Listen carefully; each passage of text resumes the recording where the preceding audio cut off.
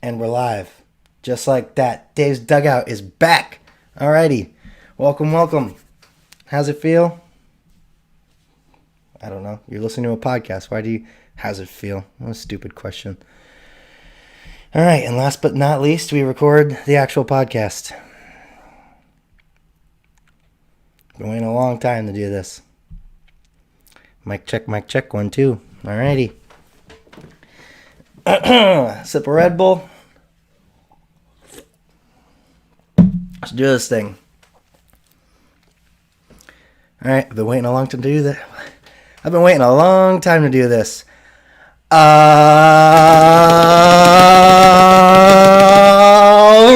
ladies and gents, boys and girls, welcome back. Dave's Dugout, episode 81. Can you believe that? I sure can't. Wow, it's been a long time, peeps. 4 months. 4 months the dugout's been there's been cobwebs. It hasn't been looking good, but we're back and better than ever, as Greeny would say. We have a brand new webcam. We've always had the mic. We've got a white wall behind us. Usually I had decorations all over my room, but if you haven't heard, I'm moving to Colorado, so everything's in boxes. Didn't think that would look very good in the background. So we make do with what we can make do. Righty? What is off the top? First, the webcam. I was going to start this a ways back. If you didn't know, over the last 4 months, webcams have been more valuable than gold, ivory, silk, salt in the 700s. I don't know. Something valuable, diamonds. Webcams have been impossible to find. Maybe because I waited 2 months into the pandemic and everybody and their mom was working from home. Like, I need a webcam for my Zooms. I need to look pretty. I don't know what was going on, but we're in for a treat here. I'm gonna ramble for days. All right. So I finally found a webcam. Long story short, it seems legit. That's all I'll say. It's sold out everywhere you can find it for months. Finally got my hands on one. And I didn't want to start the podcast up again until we had an improvement. So here's the improvement. All this live nonsense. More work for me, better for you. Actually, shouts to little Bird, Christian Bird. He was the one who said, dude, you got to get like Joe Rogan. People want to see you. Bang, here we go. Maybe I'll even start cutting highlights. That's even more work, but for now, we have this. So, first thing off the top here, I want to get out of the way. If you want what ifs, whens, when will it, who knows, ifs, ands, buts, who could, probably, maybe this will start then, go listen to every other sports podcast out there. We are not going to be talking viruses and when things will start and cancellations. This is just sports things that have happened and are planned to happen. Not going to go into all the what ifs and could be's and should be's. Just good vibes here in the dugout, all right? So, with that being said, we have some stuff to start out with.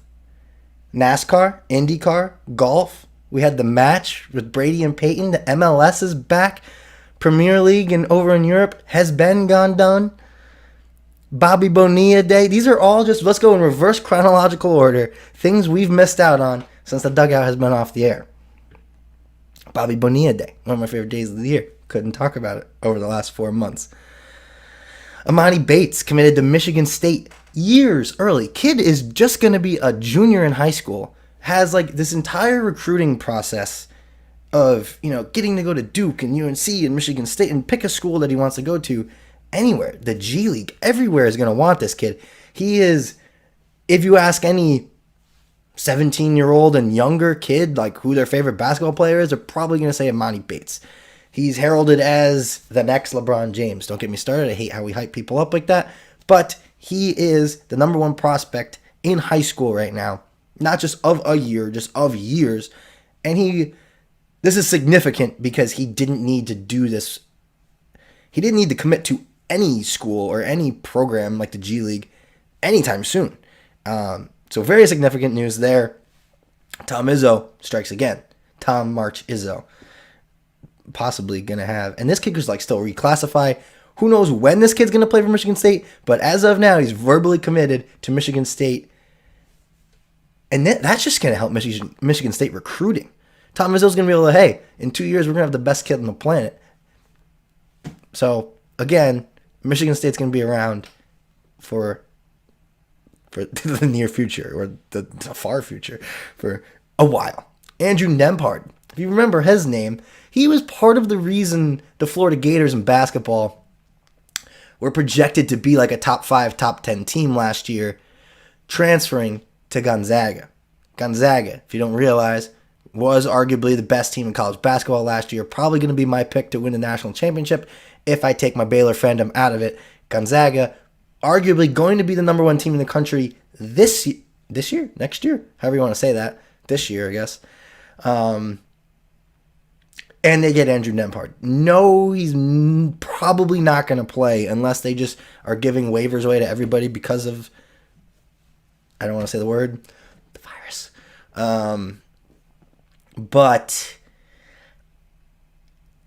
yeah, so he's going to be on the practice squad. It's essentially what Gonzaga and Baylor have been doing for years. They're going to have great grad transfers in and around the program at practice every day that help your team get better, even though they're not on the national spotlight, if that makes sense. Are you following me?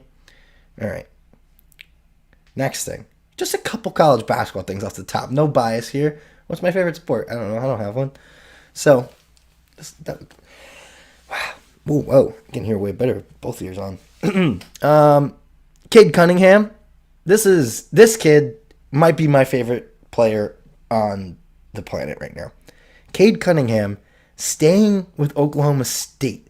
If you don't know, Oklahoma State got hit with sanctions, all kinds of sanctions. We're not going to get into all of it. That probably would have been an episode had we been podcasting throughout this whole time. But we're just doing the headlines here.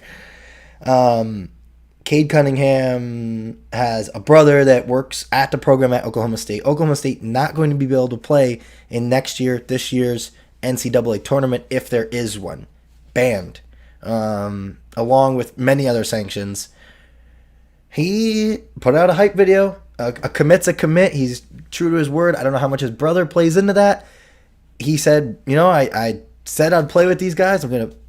I respect the hell out of that because he did not have to do that. He could have went to Kentucky. Kentucky fans wanted him to come to Kentucky. We're talking about the number 1 player in this year's recruiting class going to Oklahoma State. That was already like kind of big news. Oklahoma State doesn't usually get the number 1 player in the country. And then they get banned from the NCAA tournament.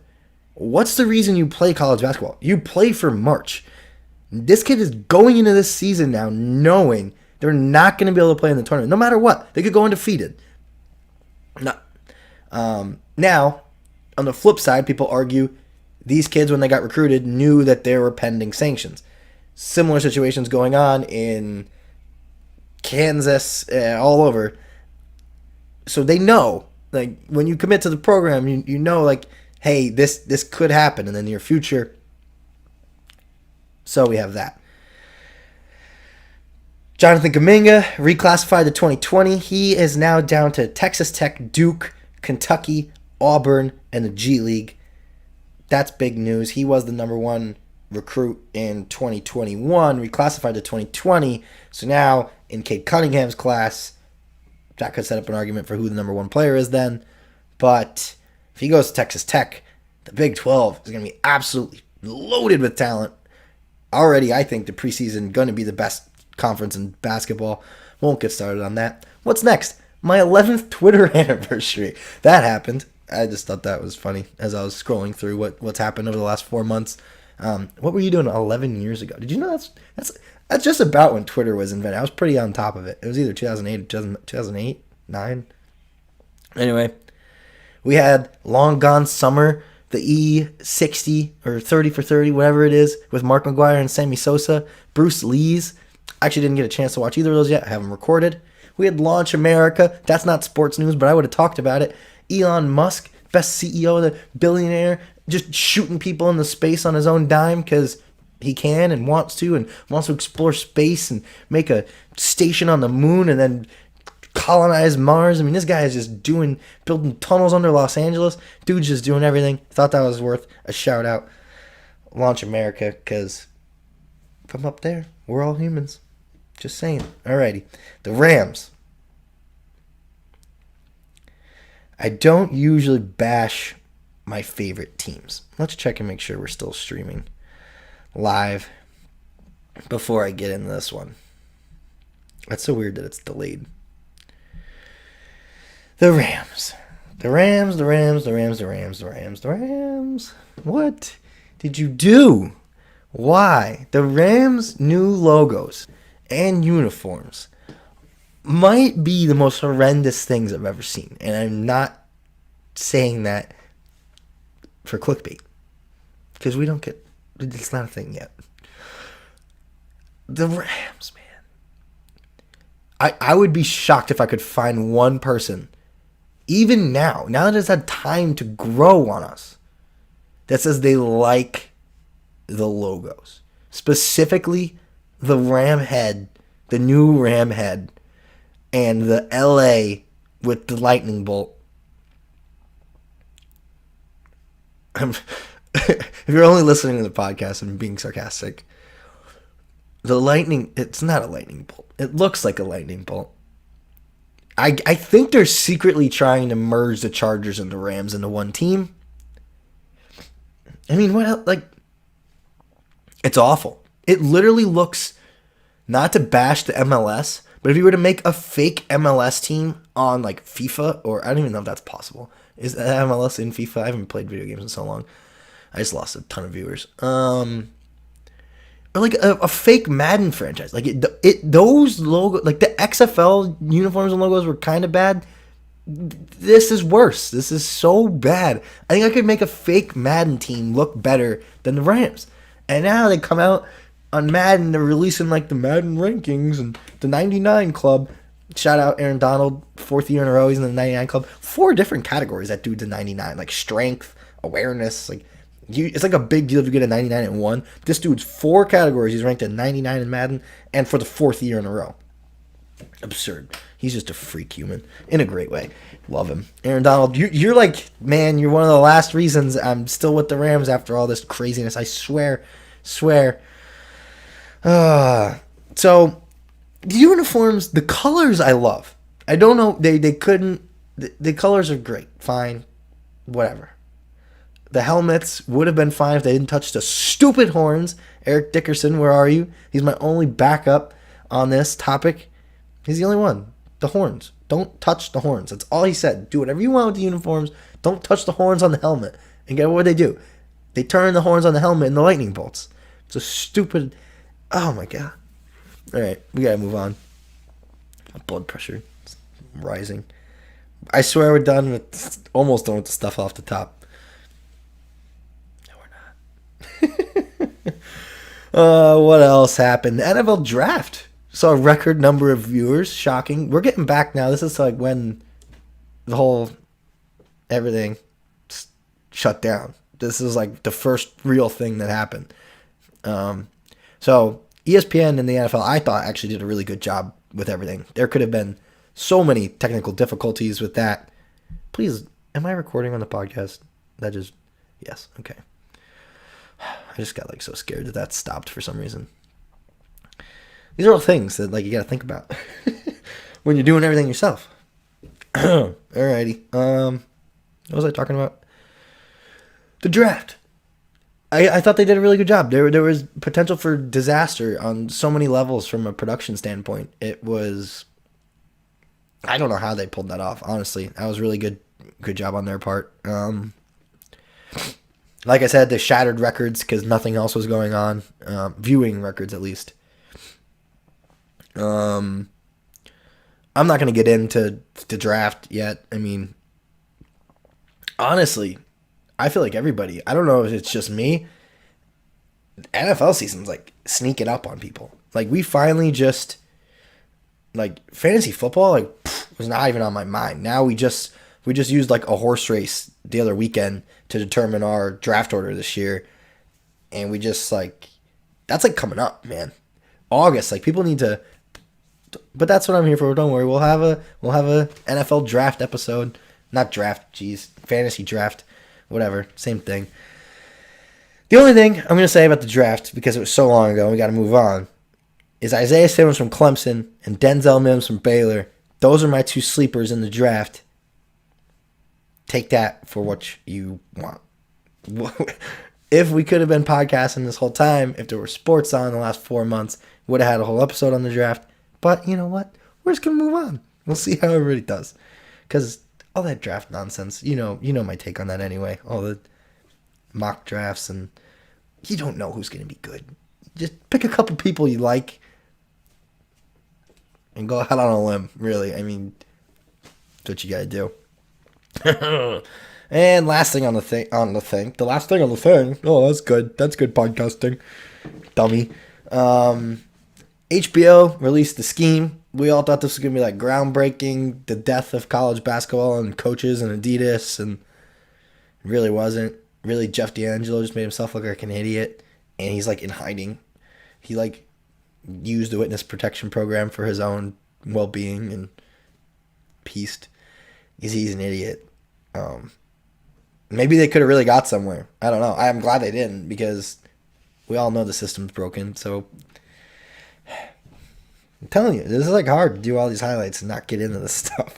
One thing, see, so this is where I would have picked the podcast back up a few weeks ago had I been able to get a webcam. I could not get a webcam because of the reasons I already explained. The Belmont. The friggin' Belmont has already happened. No, you did not miss the Kentucky Derby or the Preakness. For the first time ever, the Belmont was the first race in Triple Crown. Usually it's the last race. Usually Kentucky Derby, Preakness, Belmont. Now we're doing Belmont, Kentucky Derby, Preakness. And it is over the span of like 5 or 6 months. Usually it's over the span of 5 or 6 weeks.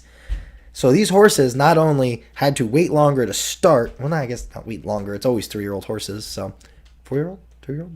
Somebody correct me there. 3-year-old horses, right? For the Derby and stuff.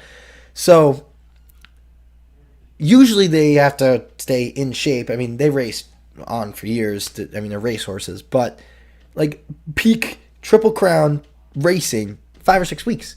These horses now, they're waiting months. They're going to race in between and train. But so that is going to be already, who knows what horse is going to win. On top of that, the number one horse that was supposed to race weeks before even the regular derbies were supposed to start got hurt and retired. So Tiz the Law was the favorite to win. Breaking news, Tiz the Law did win. This already happened, so no spoiler alert there. Dr. Post came in second, and if I would have had a podcast, my player to place, which is coming first, second, or third, was Max Player. And guess who came in third? Max Player. I have that in writing, in text, and on Twitter. Don't at me. Max Player and Tiz the Law. I was going to do both of them to show. Win, place, show. To show. Show is coming first, second, or third. Tiz the Law is probably going to do to place first or second, just in case he sucked and lost.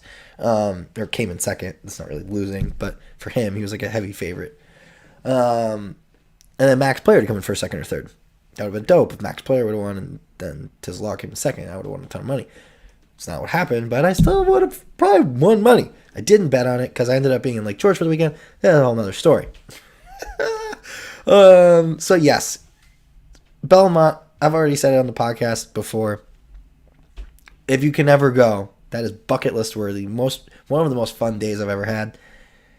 Now, you have not missed the Kentucky Derby. It will be on September 5th. And it will be the second race in the Triple Crown, not the first. And that's where we stand. So, the UFC, moving on, is back. Has been back. The UFC came back before golf. The UFC was so on top of this, ahead of everyone else. I have no idea how they managed to do this. Dana White,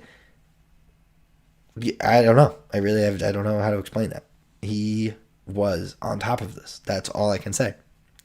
We have had 3 major UFC events already. 249, 250, and 251, while baseball players were all standing around, couldn't figure out if they wanted to play baseball or not.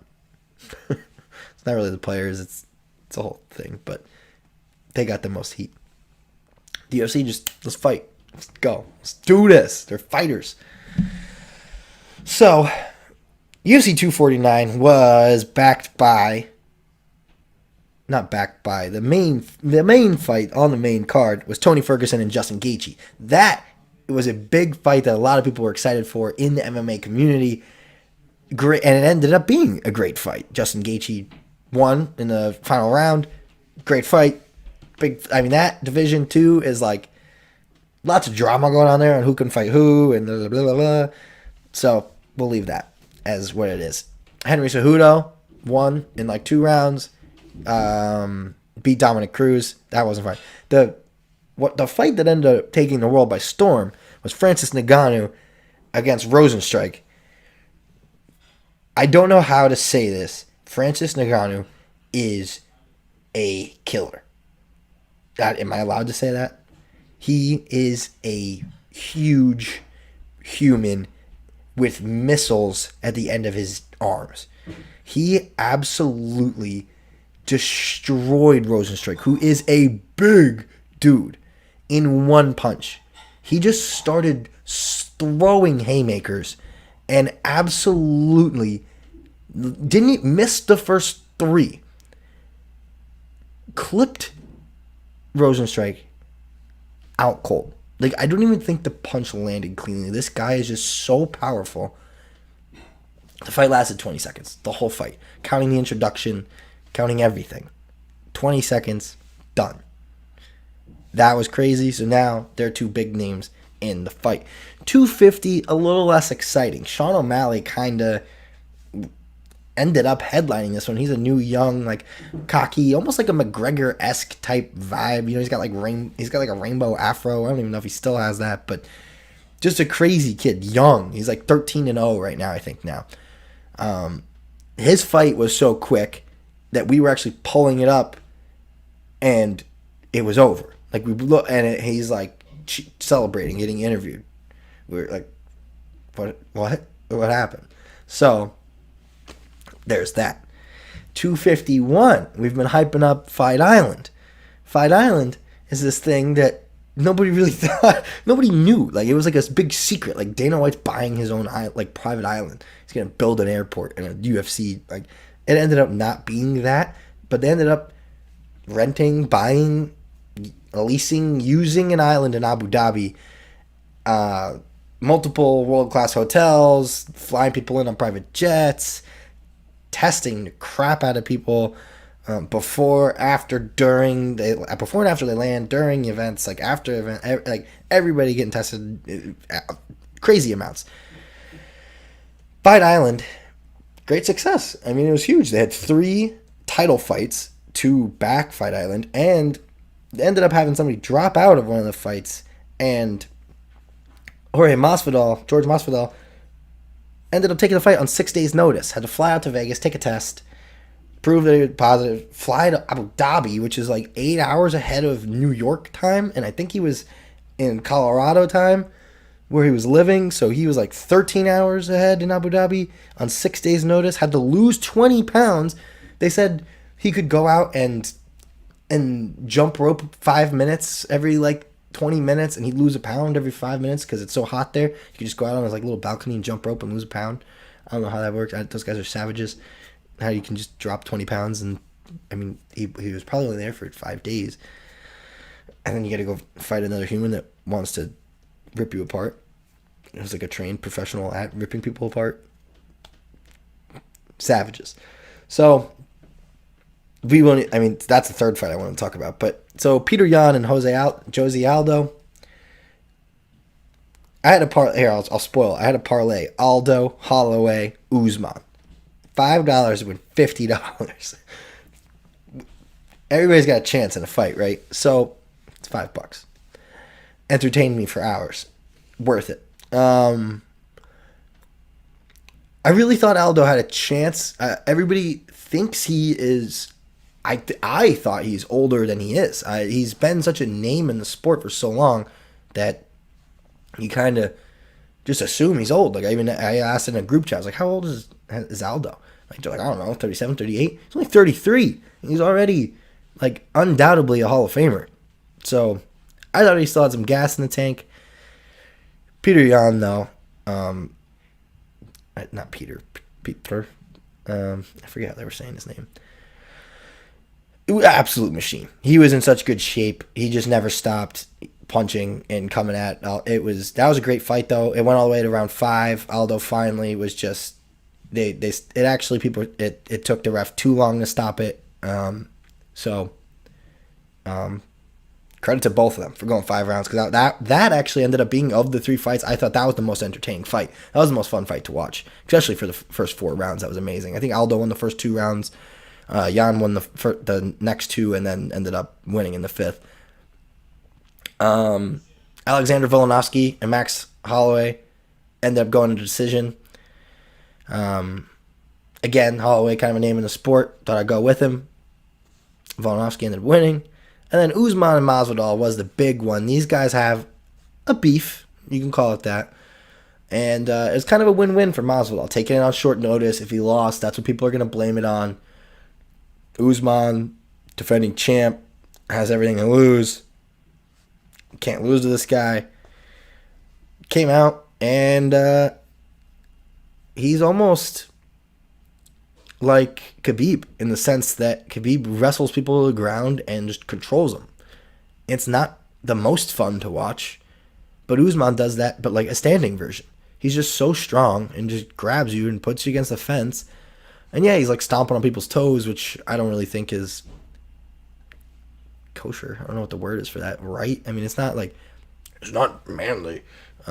It's kind of boring, a lot of people say, but he's winning. He's the champion of the world. So if you're going to keep winning, I mean, if people can't stop these guys that are so good at wrestling and they're just so strong and they can just control the whole, knock them out. Take them to the ground first. Keep them at distance. Punch them away. Kick them away. Like, find a way to win. People just need to find a way to beat these guys, and they haven't yet.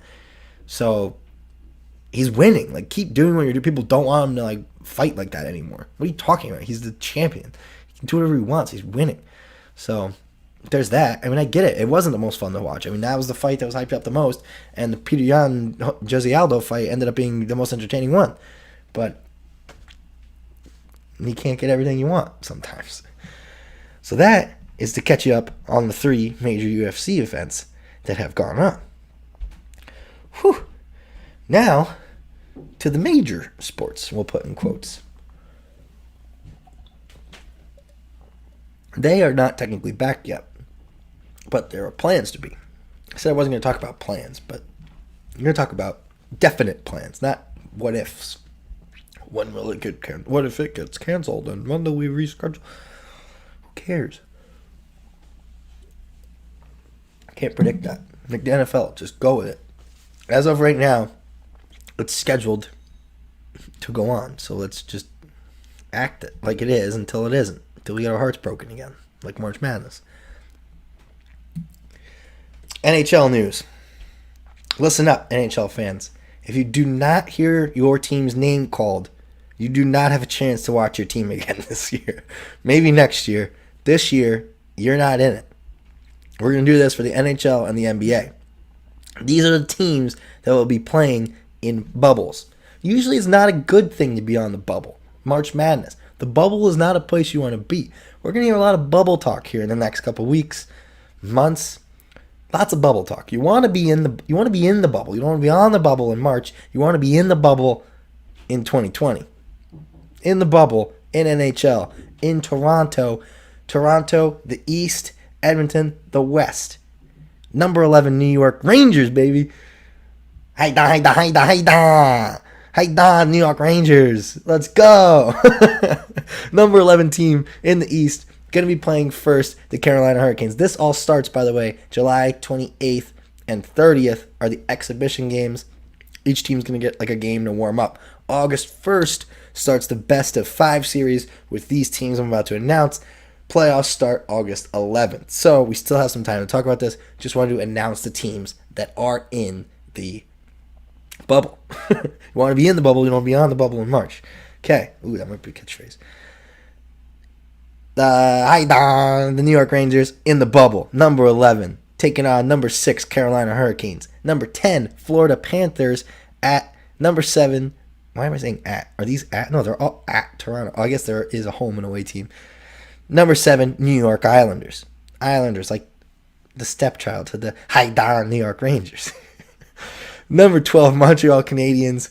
Number 5, Pittsburgh Penguins, also in Toronto. Number 12, now this is in Edmonton, Chicago Blackhawks. Number 5, Edmonton Oilers. Number 9, Winnipeg Jets. Number 8, Calgary Flames in Edmonton. And in the next bracket up here, you have another best of 5 on August 2nd. Number 10, Minnesota Wild. Number 7, Vancouver Canucks in Edmonton. Number 11, Arizona Coyotes. Number 6, Nashville Predators. Number 9, Columbus Blue Jackets. And number 8, Toronto Maple Leafs in Toronto. Then there's going to be like a round robin dealio that happens. We'll explain all this when it gets closer to time. St. Louis Blues versus Colorado Avalanche in Edmonton. Boston Bruins versus Philadelphia Flyers in Toronto. And there's a whole other round robin dealio with the Washington Capitals and Tampa Bay Lightning. And then there's going to be the Dallas Stars and the Vegas Golden Knights. Those are the teams. If you did not hear your team called, you are not in the bubble. Your team will not be skating on ice until 2021, probably at the earliest. That's our NHL news. Sorry it's short and quick. We've got stuff to do. Before we talk about the NBA, we're going to talk about another basketball tournament that happened. League, tournament, both. That actually happened and already happened. Again, if it weren't for the webcam drama, not being able to get your hands on a webcam, would have started the podcast in advance of the basketball tournament and we would have followed it much more closely. Did not happen. Woulda, coulda, shoulda. Here we are. We have a winner. I'm announcing the basketball tournament and it's already over. If you have not heard of the basketball tournament, that's literally what it's called, TBT, the basketball tournament. It's usually on ESPN. This year it was like on primetime ESPN. Every game was. Usually it's just like the championship. $1 million cash prize. Team take all. The team gets to split it. There's a coach. There's usually like a famous celebrity that helps run the team. And then it's a group of individuals. It's essentially anybody can play. Ex-NBA guys, ex-college guys, really anyone. Current NBAs like CP3 has a team. There are NBA current guys too that help with the teams. It's cool. They have there's like Boeheim's Army. It's like all Syracuse alum. There's a team with all Marquette alum. There's a team with all Xavier alum. There's a team Heartfire that was mostly Baylor alum. So you get teams like that too, with just like a sprinkle of like us schools, and then they're just like friends or people that they joined on the team. One team that was really cool, and we're going to talk about here, is Sideline Cancer. And they have a background story of a cancer survivor, and they had a whole cause, and their jerseys were literally called Sideline Cancer, and the I Can was bolded. So they were playing for a cause. They were the 22 seed in this tournament. They won the first game in the first round, I think it was like to the 11th seed, by 2 points. They went on to not win the whole thing, but made it all the way to the championship game and only lost by 5 points on a 3 at the buzzer. So they went from almost getting knocked out by a basket in the first round to seconds away from winning this $1 million prize. I hope that they got enough coverage in this championship game where they can raise money for this. I should have pulled up a link or something, but the basketball tournament, Team Sideline Cancer, if you want to go donate to their cause or read or research more about their cause, that was really cool. But we have to give our credit to the champions, the Golden Eagles. This was a Marquette-based, alumni-based team. They ended up winning the basketball tournament. Another successful year of that. really, I felt it didn't get hyped up enough. If I was ESPN, I would have promoted the crap out of that. They kind of did, but I don't know. Maybe I just missed it. Let me know if you thought it got enough views or hype. You would think with nothing else really going on, that would have been more of a big deal, but nothing's ever going to take the place of March Madness, but it could have given you that one and done vibe and feel. So, there's some basketball news for you as we move on to the NBA. Again, you want to be in the bubble, you don't want to be on the bubble in March. August 15th, we might get some regular season games. August 17th, playoffs are planned to start. If you don't know, most all NBA teams that were invited to the bubble are in Orlando. They're all hanging out in Orlando, getting tested, staying quarantined, practicing. Here are your teams that made it to the bubble. If you do not hear your team's name called, I'm sorry, you're not going to watch your favorite NBA team anytime soon. Number 1, best record in the NBA when the season got canceled. Thanks, Rudy Gobert. I'm sorry. Was that too soon? Oh, man. Whew. Okay. The Milwaukee Bucks, the Toronto Raptors, the Boston Celtics, Miami Heat, Indiana Pacers, Philadelphia 76ers, Brooklyn Nets, Orlando Magic, and number 9, Washington Wizards. 9 teams from the East are in the bubble in Orlando. We have 13 teams from the West. Why does it say Eastern Conference twice? Anyway, it's the West. I just knew that. Why did I read it? Eastern Conference. Right. ESPN. Typo on your website. I copy and pasted this. This is what I get. Eastern Conference, number 1, the Los Angeles. Western Conference. Stupid ESPN. Number 1. Did they have the second best record? Yes, they did. The second best record in the NBA when whatever. I'm not going to make that joke again. The Los Angeles Lakers. Number 2, the LA Clippers, Denver Nuggets, Utah Jazz, Oklahoma City Thunder, Houston Rockets. My pick to win the championship preseason. We actually might get it. I thought we just never were going to know who was right and wrong with me, Bakari, and Ross. Now we might have a chance. Houston Rockets. Russ and James Harden are trying to join the team. Or finally, one of them just joined. Or I don't know what happened yesterday. Somebody came with in a hat and a suitcase. I think it was Harden. But he's like not allowed to join the team yet. He has to stay in his hotel room. I don't. This is the times we're living in. Dallas Mavericks, Memphis Grizzlies, Portland Trail Blazers, New Orleans Pelicans. Of course, gotta have Zion in the bubble. That promo, I'm sorry, that bugged me. Zion versus LeBron, like, come on, too soon. Sacramento Kings, San Antonio Spurs, and Bakari, your Phoenix Suns. Number 13 in the West. They just snuck in the bubble. Alrighty, so those are your teams in the bubble in Orlando. Again, if you did not hear your team, not in, man. I don't know what to say. On the 17th, we might get some basketball games. Who would have thunk? Wow, alright, we're cruising too. Whew, doing pretty good, I think. Let's check, make sure everything's still going. I don't even know how to check that, honestly. I should type like, hey, everybody. Has anyone tuned in on YouTube yet?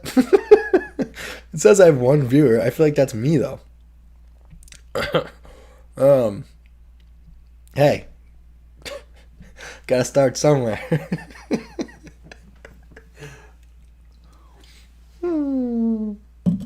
At least I'm not in my parents' basement anymore. I'm in my own basement. That's pretty cool, right? That's a step up. Moving up in the world or down? Mm-hmm. Okay. It's not that funny. 4 months later. If you don't know, that's my SpongeBob announcer voice. My SpongeBob announcer voice is talking about... Why do I sound so stuffy? Squidward. Oh, sorry, that was gross. I shouldn't have done that in the mic. I don't. I don't have to get tested, okay? I promise. 4 months later. Basketball. Baseball season. Finally. We have something 4 months later. The MLB finally decided players, coaches, owners, probably sponsors have a lot to do with all the drama.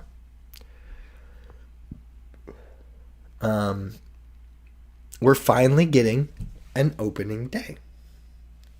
Can we call it that? I guess. I don't like it because I'm one of those people who signed that petition a couple years ago that said I wanted opening day to be a national holiday. Now, maybe with this circumstance you can move it, but I don't think you can move national holidays. But anyway, at least we're getting it. We're getting an opening day. Let's go. All right? So, July 23rd, next week, baby. We're like close to what is normally the only sport in summer going on is like regular season baseball. And we're all so bored of regular season baseball. And now this is like our saving grace. We're like, oh my goodness, thank God regular season baseball's back. So it's just very funny how people take things for granted. And now we're like, regular season baseball. Yeah. Actually, I think this is great. I think this is a blessing in disguise. Let's see the glass half full, people. We're going to have 83 games? I don't have that written down. An 80-game regular season. And that is fantastic. I have wanted a 100-game regular season NHL, NBA, baseball, like 99. Everybody should cap it at 99. You can't have more than 99 games. Nobody wants to watch 100 games of anything. I'm a sports freak. I don't want to watch 100 games of anybody do anything. 182 or 84, whatever it is in baseball, it's stupid. Nobody wants to do that. I don't even think they want to play that many games, let alone, and clearly the NBA guys don't because they sit out all the time. So, 99. Let's stop it at, I feel like the NBA already has less games than that, but whatever. You get my point. We should trim down the fat. You ever heard the saying less is more? Well, guess what, baseball? I think you're going to realize that. People are actually going to watch because they can keep track of 80 games.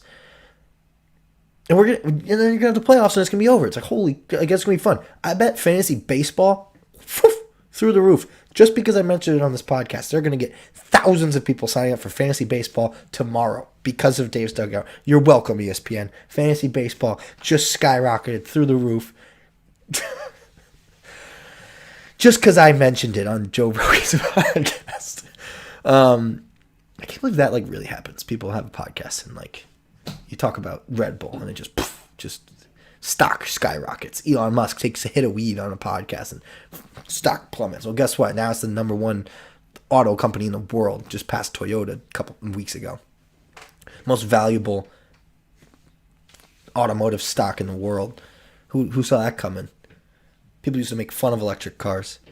Now the guy's shooting people into space. We're talking about baseball. July 23rd, the Boys of Summer. Is that what they're called? Why are they called that? They're not boys.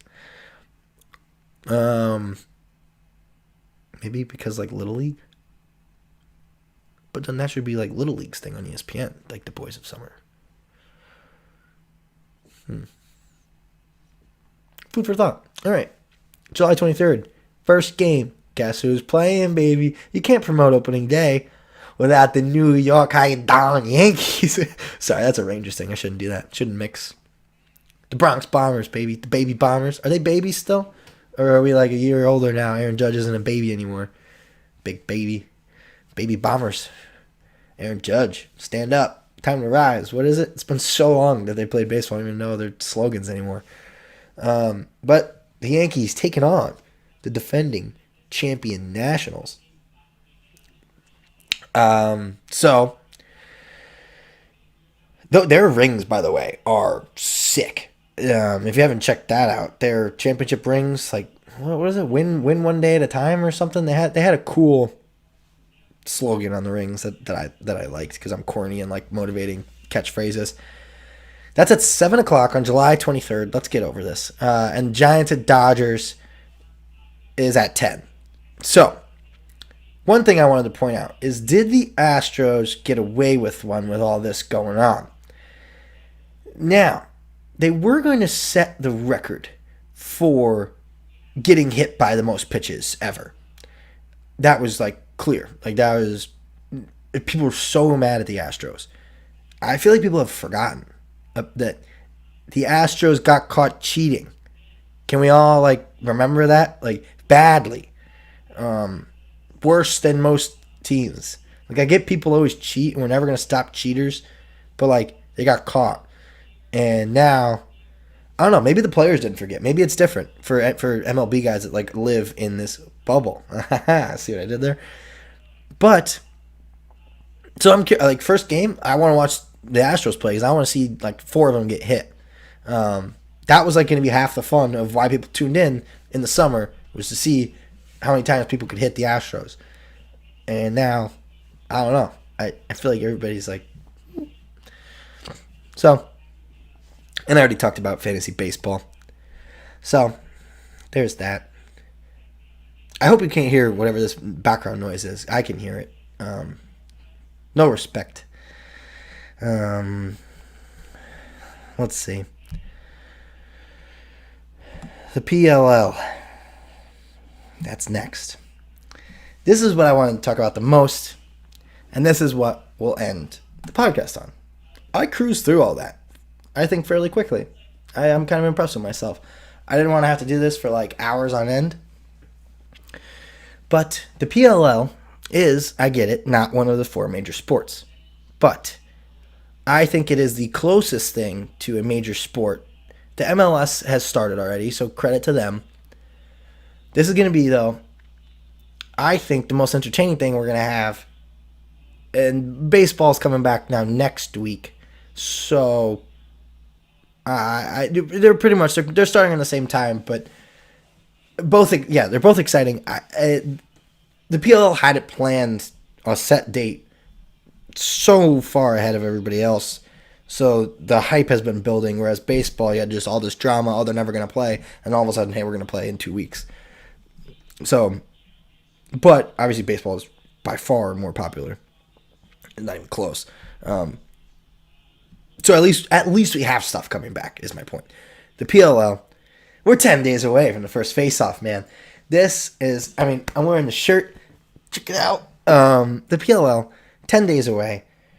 They have, the things that they've been doing for a league that just started last year have been blowing my mind. And the reason being,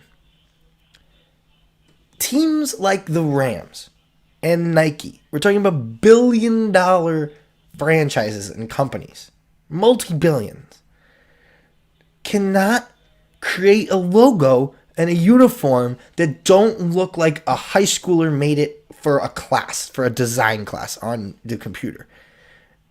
But the PLL can make 7 different teams. They've made fantastic graphics, animations, hype videos, uniforms, logos. It goes on and on and on and on. They created a whole league, for God's sake, and they're doing it. It's hard to nitpick them because I try to find things to be like constructive criticism, and it's hard. They're doing everything so well. I don't know. I'm not just saying that just to say it. It's like actually hard to critique them. And now they have this amazing opportunity. It's sad because I should be hyping up the Olympics right now. We should be very close to the Olympics starting. We should be 10 days away from the Olympics. If not, they already started.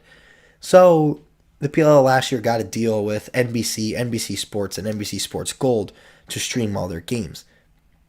Now with the Olympic windows opening up, there's tons of stuff on NBC Sports open, and there's NBC slots open prime time.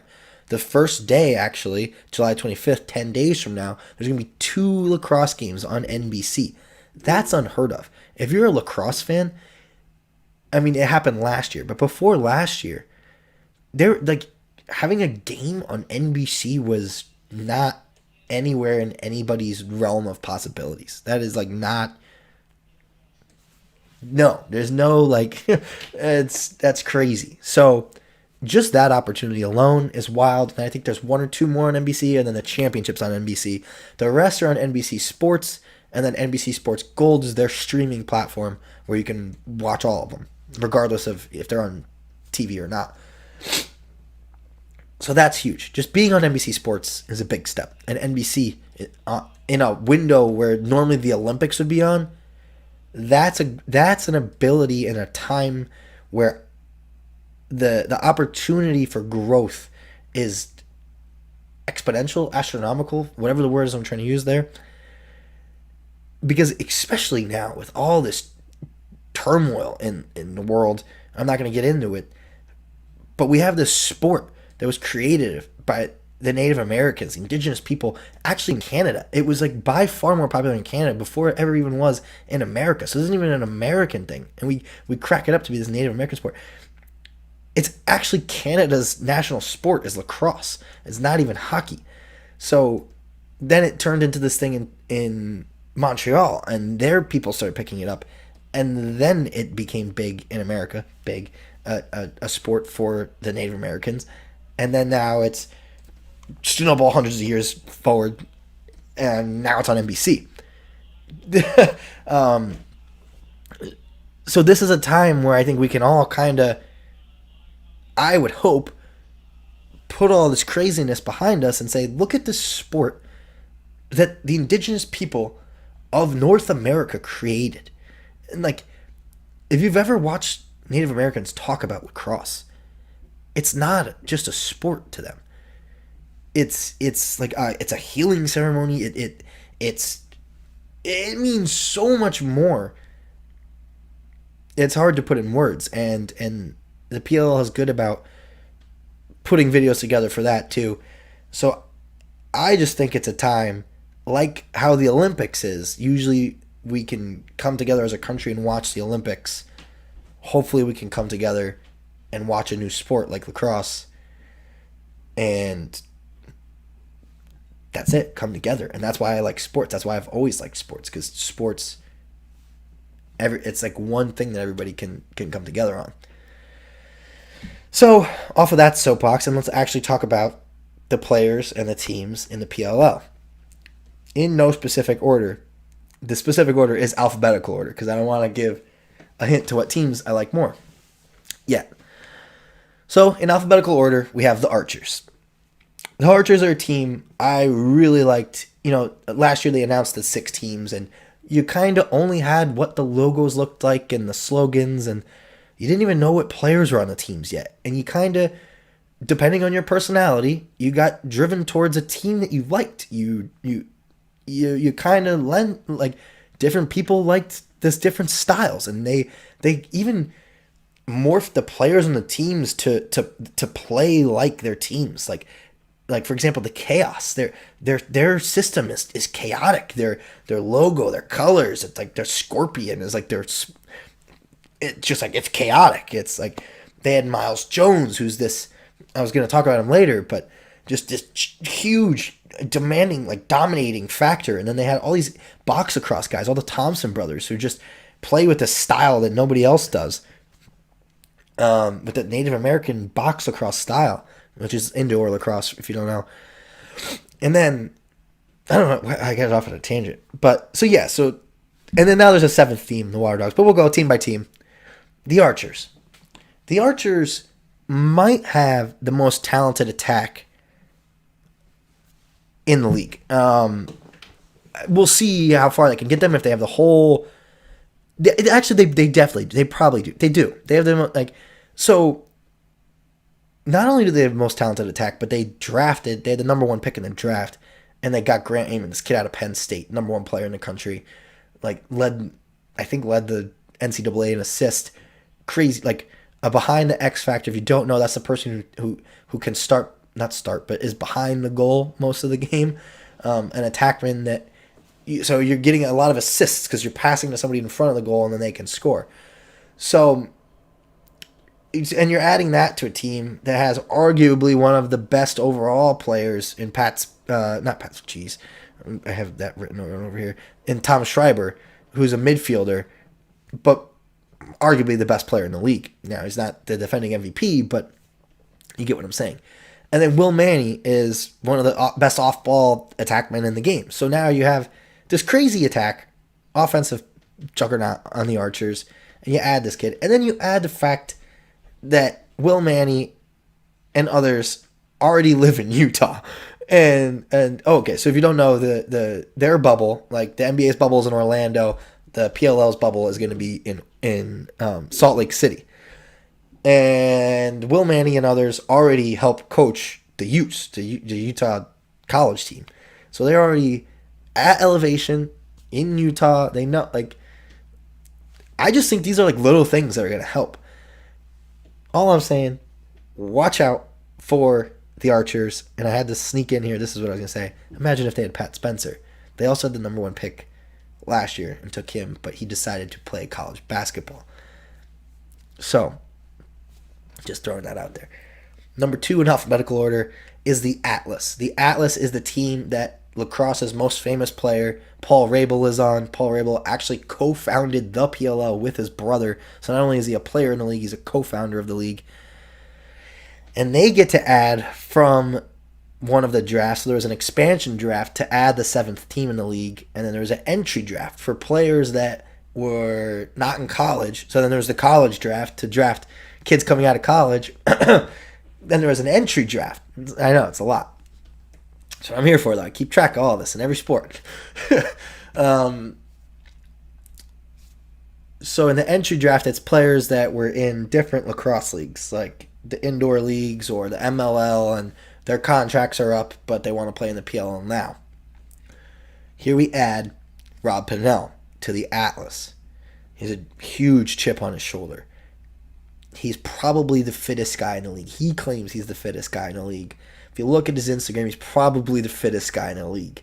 Like, this guy looks like a Roman statue. He is absolutely ripped. His home workouts have been nuts. Just like vest, like weighted Kevlar vests, and like, I don't even know. He's a freak.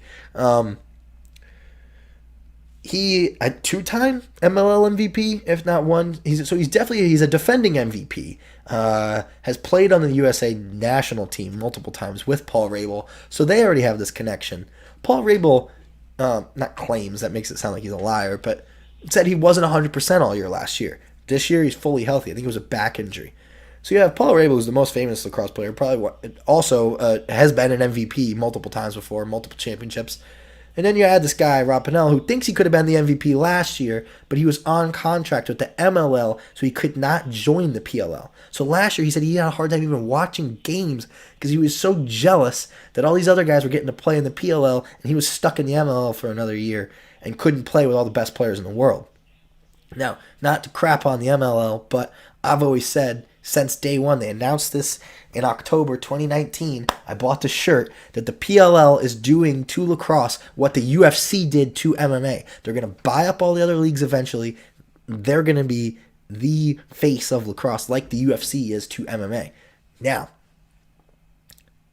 that's the Atlas, right? Is that what I was talking about? And Trevor Baptiste, obviously, coming out of Denver a couple years ago, set the record for most face-off wins in NCAA history, has been training and says he is not just a face-off guy anymore. He's been working on his shooting. Time remaining. What is the Instagram's going to die? Why? Do I need to touch it? Oh, no. Is there like a limit? Well, bye, everybody on Instagram. That was just to get people to click on YouTube. Anyway, go watch on YouTube. Live video paused, reconnecting. I wonder if it's going to just like restart. Download video. Yeah, that sounds good. Error. Don't you love live stuff? Okay, well, that was fun while it lasted. Let's make sure YouTube's still going. Yeah. All right.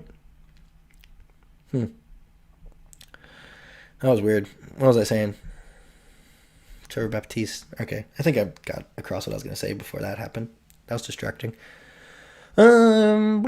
Okay, so Chaos. I kind of mentioned Chaos. Third in alphabetical order. Chaos was the number 1 seeded team come the playoffs last year. They ended up getting upset in the playoffs by the Redwoods, I believe. No, they must have lost the game first. They lost to the Whipsnakes, then lost to the Redwoods. Anyway, So Chaos, obviously talented. They were number 1 seed. They were the best team coming into the playoffs. They didn't end up winning the championship, but they were the number 1 seed. So naturally, in that expansion draft, much like we saw in the NHL a couple years ago with the Vegas Knights, they got to protect a certain amount of players on each team, which left players unprotected because you could only protect so many people on attack, so many defenders. You could protect your goalie. So there were really good players that you couldn't protect naturally. So the Water Dogs, which is the new 7th team in the league, got to take in a draft people from each team. The Chaos got 3. Well, I ended up getting 4, I think, players taken, but 3 of the first 6 players taken in that expansion draft were from Chaos. And one of them was the first person taken. So 3 of the top 6 people, maybe not the first was, but anyway, 3 of the top 6 were from Chaos. So it just shows you how much depth that they had and good players and why they were number 1 to begin with. Because now those players are all on the Water Dogs. The Water Dogs also took a bunch of Whip Snakes who ended up winning the championship. So the Water Dogs are going to have a lot of talent. Meshing the talent is going to be the hard part. That's kind of what I wanted to say about Chaos is we're going to have to watch how, because they also lost Miles Jones. I think they might have lost the most. So we're going to see how they can come back. They still have Jared Newman, fastest shot in the game, the bomb squad. So we'll see. I mean, they definitely have parts and pieces, and they gained some, but we're going to have to watch. That's going to be curious. Chrome. Here's the thing about Chrome. They are going to be probably the most underrated team coming in besides the Water Dogs, but I think people like the Water Dog chip on the shoulder mentality, and their uniforms and colors are sick, and the logo's dope. So I think people really like the Water Dogs, and people just like dogs, and that's, I think, half the reason they did it, so people can post dog videos on Instagram. But the Chrome lost 6 games. Now, there were only 10 games in the regular season last year. They lost 6 games, 1-possession games. 5 were by 1 goal or in overtime. So they ended up finishing up 2-8. But 6 of their 8 losses were by a goal. One of them was by 2 goals. Like, they were a goal away multiple times, overtime away multiple times from being, a tremendously better record than 2-8. So very underrated. Their Vegas odds are 8-1. I was going to talk about everybody's, but they are. If you want an underdog, I would watch out for Chrome if they can win those close games. I gotta stop recording in this basement. Yeah, I'm dying down here. I'm sick. I'm allergic to my own room.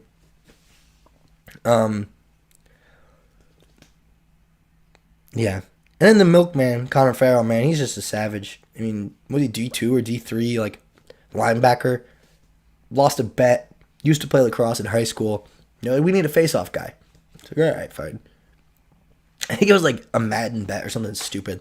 And like if I lose, he's like, I'll come like face off in practice once. We'll see how it goes. And now he's like one of the best face-off guys in the PLL.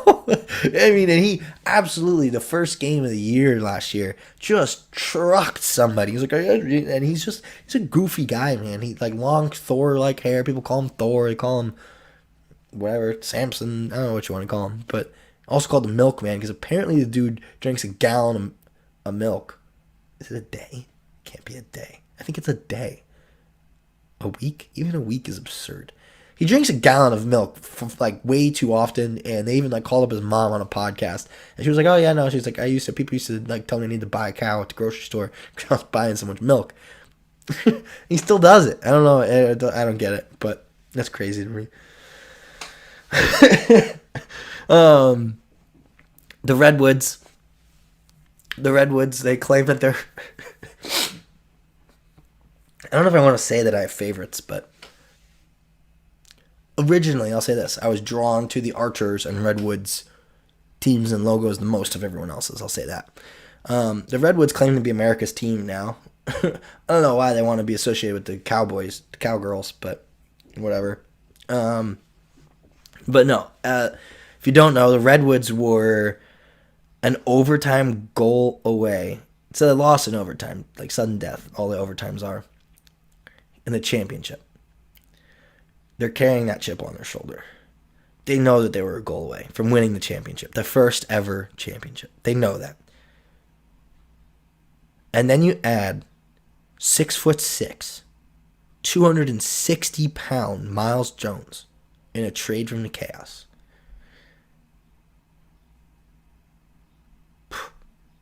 What else do you say? You take a team that lost by a goal in the championship, and you add Miles Jones to it. Recipe for success, if you ask me. I don't know what else you could add. And they also have in goal the defending Rookie of the Year. This guy was drafted like one of the last picks of the draft, the first ever college draft. He was a 4th-round pick, goalie. Tim Troutner, man, killed it as a rookie, as a goalie. So you got him in Cage. You got Miles Jones now. I'd watch out. Redwoods they're going to have a chip. Yeah, they all have a chip. Everybody has got a chip. Archer Atlas says they have a chip. Water Dogs were just saying that they have a chip because everybody essentially didn't get protected by their old teams. So it's like a bunch of misfits. And we saw what the Vegas Knights did. So speaking of, Water Dog, next team. That's what I have written. We saw what Vegas did. So can they do it? I don't know. They have the worst odds according to Vegas. We can actually bet on the PLL this year too. That's new. Year one, classic Vegas. There wasn't enough data. Like, so you can't just let us win one. Like, they wanted more data so that they could make the odds better. Like, thanks. Like, you couldn't just, like, come on. Like, lose a little money for once. We wouldn't have been able to predict the games anyway. There was, like, 14 overtime games. There were the first 2 games in the league last year, first 2 games ever, PLL history, both went to overtime. So, like, you couldn't have just let us bet on it last year. Like, nobody... Classic Vegas. They just need to win. The house always needs to win. So now that they have more data, they have a year's worth of data. Now there's odds. But anyway, if you ask the odds makers, the Water Dogs are 9-1 underdogs, worst odds of any of the 7 teams. So if you like the chip on the shoulder, you like the little woof woof Water Dogs. I don't know what they're thinking. I just made that up. All right. And last but not least, the Whip Snakes, the Ship Snakes. Championship Snakes, the Ship Snakes. I don't know if that's stuck either. I like that. I like the Ship Snakes. Defending champs, defending MVP Matt Rambo won the MVP last year. Had, I think, the goal to tie the championship game, and then had the goal to win the game in overtime in Philadelphia, where he's from, by the way. That was really cool.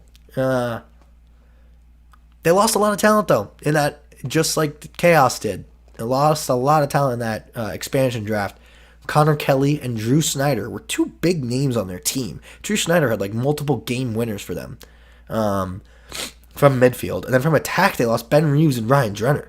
Like, so the Whip Snakes just had so much talent in protecting their defense and everybody, they had to let somebody go. And Connor Kelly and Drew Snyder, Ben Reeves, and those are some of the 4 like bigger names in the league, and couldn't even get protected from their own team. That's how good the Whip Snakes were last year.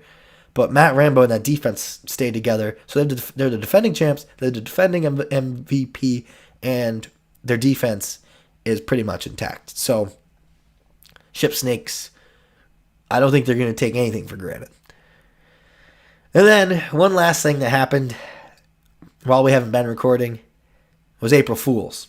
I think the best April Fool's joke might go to the PLL and the Beans. They announced that they were adding a new team, the Beans Lacrosse Club, and the logo was literally a picture of a can of beans.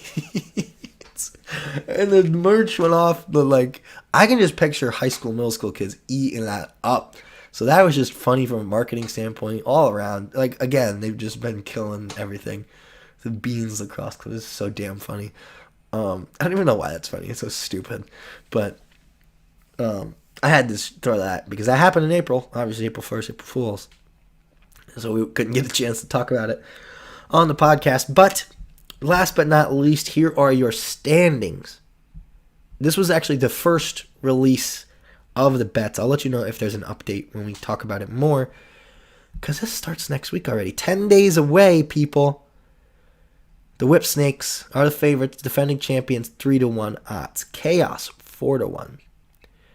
And like I said, they lost a lot of talent, so I don't know if I like them at 4-1. Archers at 9-2, I do like that. I think they could be the second favorites behind the Whip Snakes, in my opinion.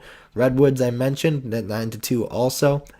Atlas at 11-2, I like them at those odds because of what I said. Adding Rob Pannell, it's going to only help. Chrome, 8-1, I love that. Like I said, 6 games they lost by a goal, 5 games they lost by a goal, 1 game by 2 goals. So, in over like 3 or 4 in overtime. I mean, Chrome at 8-1. I'd eat that up if you like betting on underdogs, and I do. And speaking of underdogs, the Water Dogs at 9-1. So we finally have the PLL to bet on. We finally have sports back, and we finally have a live stream and a webcam that doesn't look like absolute doo doo. That's the main reasoning for it, is because my webcam looks like trash. This one is great HD streaming.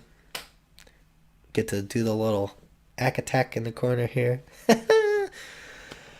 Alrighty, I think I did pretty good. I thought I was going to talk for 2 hours. I think I kept that to like an hour. Let's check the podcast recording. Yeah, hour and 10 minutes. Not bad. Not bad. I would say goodbye to all of you on Instagram. Thank you for tuning in. Goodbye to all of you who tuned in on YouTube, or if you're watching this late. And thank you if you're listening to the podcast on Stitcher, SoundCloud, Apple Podcasts, Spotify, essentially everywhere you find podcasts. If you usually listen to your podcasts somewhere and you don't see it, please let me know, because it should be everywhere you find podcasts. Once again, I thank you for everything that you guys have done. Subscribe to the YouTube channel if you can. I'm trying to get to 100 subscribers on YouTube so I can change the URL, because right now it's URL/ or youtube.com/ and a bunch of numbers and letters that no one's ever going to remember. I want to change it to youtube.com/Attack, obviously. I just pointed to it for those listening to the podcast. On the live stream, I figured out how to put that in the little bottom corner there the whole time. I don't know why it's selecting glitchy. Has it been doing that the whole time? That's weird. It wasn't doing that on my test run. So, we'll wrap this up by saying, sports are back. How cool is that? Who would have ever thought that? 4 months off was a long time, but we're back and better than ever. We're back. Sports are back. That was Dave's Dugout, episode 81. I would like to thank you all again. Like, subscribe, do all that good stuff. 5-star reviews if that's an option where you're listening. And thank you guys once again. Alrighty. And to all of you watching the live stream, I hope that wasn't tremendously boring. Here, let me get that PLL in there. Just like that. Did I do this earlier? Alrighty. Well, thanks for tuning in to the live stream. I hope this was cool. I gave my shout to Little Bird for the idea. Sorry it took so long to get the webcam, but like I've said a couple times, they were very hard to get your hands on one of these. So, thanks again. Let me know how it sounded on your end, how it looked. I hope it wasn't glitching like it's glitching on me right now over here. It is. I can tell already over there. So, alrighty. Hope it looked good. We'll try to fix the bugs for the first time. I think it went pretty well. Let me know. And thank you again.